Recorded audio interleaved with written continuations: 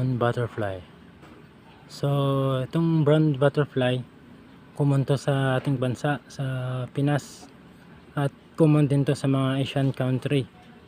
So sa nakikita nyo, maliit lang to na butterfly, o paru-paro, maliit lang siya. So ayan, papahinga siya.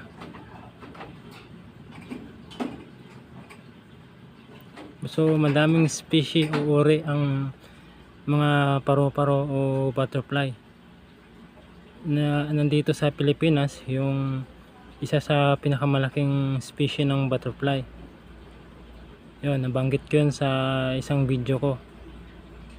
So madami siyang colorway, ibang style o ibang species siya. Nandito sa Pilipinas